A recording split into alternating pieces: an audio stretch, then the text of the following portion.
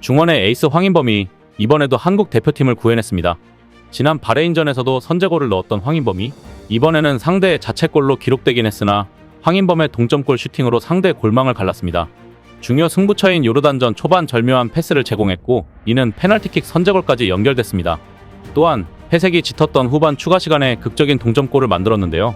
슈팅을 외치던 국민들의 속을 뚫어준 선수는 바로 황인범이었습니다. 지지 않은 게 다행일 정도로 한국 대표팀의 전술적인 문제점이 많이 보였던 경기였습니다. 뚜렷한 전술 없이 개인 능력에 의존한 플레이를 하다 보니 상대가 압박이 들어왔을 때 제대로 뚫어내지 못했습니다. 최전방 공격수 조규성은 중국의 우레이처럼 허공슛을 쏘아댔고 풀백 이기재와 서령우는 상대 압박에 턴오버를 자주 범했습니다. 믿었던 이강인도 돌파에 애를 먹었고 유일하게 수비에서 김민재만이 미들맨으로 제 역할을 잘해줬습니다. 이에 대한 외신 반응과 함께 자세히 알아보도록 하겠습니다. 한국 대표팀은 이른 시간에 선제골을 넣고도 역전까지 허용했습니다.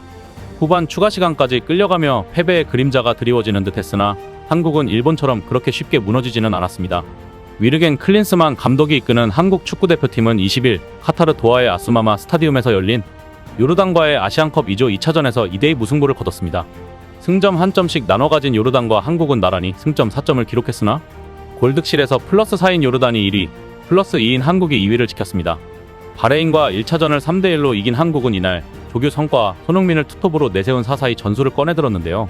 훈련 도중 무릎 십자인대 파열로 도중하차한 주전 골키퍼 김승규를 대신해 조현우가 골키퍼 장갑을 낀 것을 제외하면 바레인전과 같은 선수 구성이었습니다.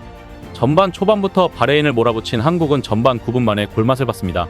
전반 4분 황인범의 킬패스를 따라 페널티 박스로 쇄도한 손흥민은 에산 하다드의 태클에 넘어졌고 심판은 비디오 판독 끝에 페널티킥을 선언했습니다. 키커로 나선 손흥민은 야지드 아부 라일라 골키퍼를 완벽히 속이고 골대 정중앙으로 파넨카 킥을 성공시켰습니다. 손흥민은 특유의 찰칵 세리머니와 함께 김승규의 유니폼을 들어올리며 낙마한 동료의 아픔을 위로하는 인성을 보여줬습니다. 이때까지만 해도 분위기가 좋았습니다. 하지만 이후 한국은 공격에 고삐를 당긴 요르단에 밀려 조금씩 수세에 몰리기 시작했습니다. 조현우의 선방으로 버티던 한국은 결국 전반 37분 동점골을 내주고 말았는데요. 요르단의 코너킥 상황에서 공을 걷어내려던 박용우의 헤딩이 그대로 한국 골문으로 향하며 자책골이 됐습니다.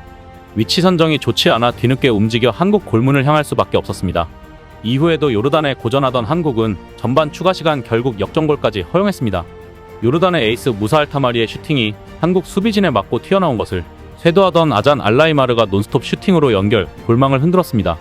수비수들이 쳐다볼 수밖에 없었던 빠른 슈팅이었습니다. 반격에 나선 한국은 전반 종료 직전 결정적인 찬스를 잡았습니다. 이기재의 과감한 슈팅이 상대의 골키퍼 선방에 막힌 뒤 튀어나온 공을 쇄도하던 조규성이 재차 슈팅으로 연결했으나 하늘슛이 돼버렸습니다. 한국은 후반 반격을 노렸습니다. 전반전 졸전을 분석한 클린스만 감독은 후반 들어 부진했던 이기재와 박용우를 빼고 홍현석과 김태환을 투입하며 공격적으로 전술을 바꿨습니다. 그럼에도 한국은 요르단의 단단한 수비를 좀처럼 뚫지 못했습니다.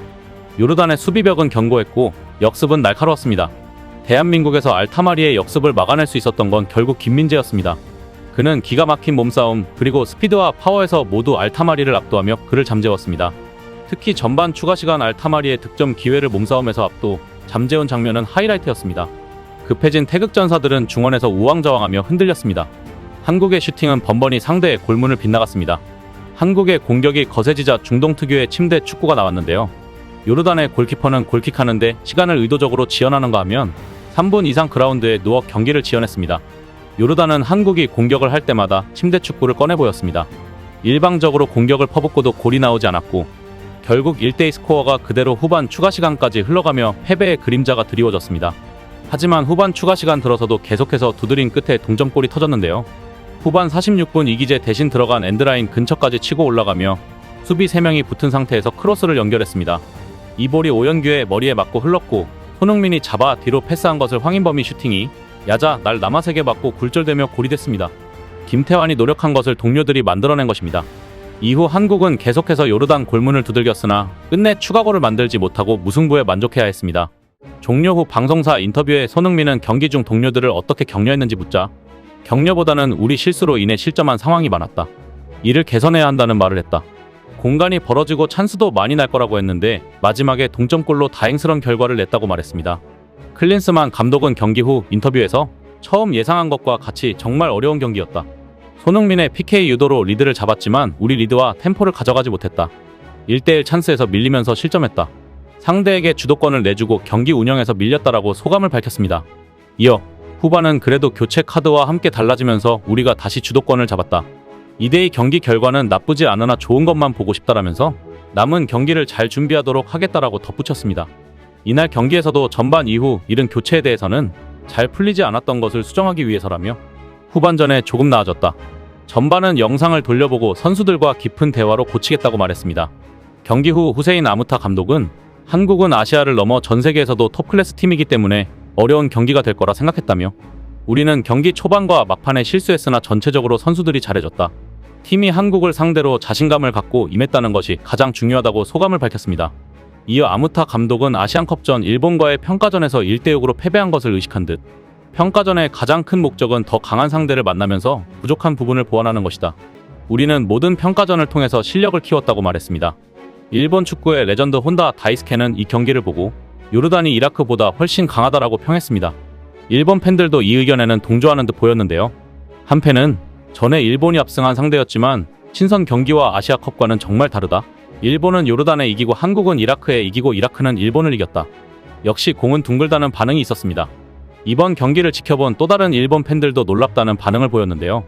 일본 팬들은 우승 후보라고 평가받았던 일본은 63위 이라크에 졌고 한국은 87위 요르단과 비겼다. 중동 국가들의 선전이 놀랍다. 일본과 한국 모두 고전하고 있다. 이번 대회는 놀랍다. 중동 국가들이 확실히 좋은 경기력을 보여주고 있다. 반면 한국은 예상보다 별로였다. 이번 아시안컵에서 중동 국가들을 과소평가하면 안 된다. 등의 반응을 보였습니다. 클린스만호의 조별 예선 최종 상대인 말레이시아도 대한민국의 결과를 주목했는데요. 말레이시아 메체코스모는 대한민국은 캡틴 손흥민의 페널티킥 득점으로 좋은 출발을 끊었지만 경기력에 큰 영향을 미치지 않았다고 언급했습니다. 이어 요르단은 패기 넘치는 정신력을 유지했고 대한민국 박용우의 자책골로 동점을 기록했다. 이후 추가골로 활력을 불어넣었다고 덧붙였습니다. 그러면서 요르단은 끈질긴 압박을 당해내지 못했고 자책골로 악몽을 맞았다. 대한민국을 충격에 빠뜨리지 못했다고 언급했습니다. 한편 베트남 축구는 신태용 감독의 인도네시아와의 경기에서도 패하며 일찌감치 16강 탈락이 결정됐습니다. 일본전에서 졌지만 잘 싸웠다고 위로했던 여론도 불과 며칠 사이에 완전히 바뀌었습니다. 베트남이 인도네시아에게 무릎을 꿇은 건 7년 만인데요. 박항서 감독 시절에는 경기력이 좋지 않더라도 최소 무승부를 거두었기에 인도네시아전 패배가 더 실망스러운 이유입니다. 더욱이 트루시에 감독은 일본과의 경기 후 남은 조별리그 2경기에서 승점 6점을 따겠다고 베트남 팬들에게 호언장담했기에 충격은 더욱 큰 모양입니다. 이에 대한 베트남 팬들은 다시 박항서 감독을 애타게 찾는 모양새인데요. 박 감독 때는 베트남이 인도네시아를 박살냈었는데 처음부터 끝까지 압살했지. 박 감독이 있을 때는 인도네시아가 진짜 쉬운 상대였었다. 박 감독은 베트남의 축구 황금기를 만들고 떠났다. 그가 없었다면 그 세대는 또 실패한 세대가 되었을 거는 분명해. 박 감독의 성공은 선수들이 잘한 거고 운이라고 말하는 사람들은 5년 동안 박 감독의 능력을 무시하는 거야? 트루시의 감독이 도대체 무슨 생각인지를 모르겠어. 베트남 플레이가 너무 약해졌고 박 감독 시절과 비교해서 너무 못하잖아. 박 감독이 너무 그립다. 정말 우리가 너무 가혹했어. 진짜 유능한 감독이었는데 라는 반응이 나오고 있습니다. 있을 때 잘하지 그랬냐? 이상 시온TV였습니다.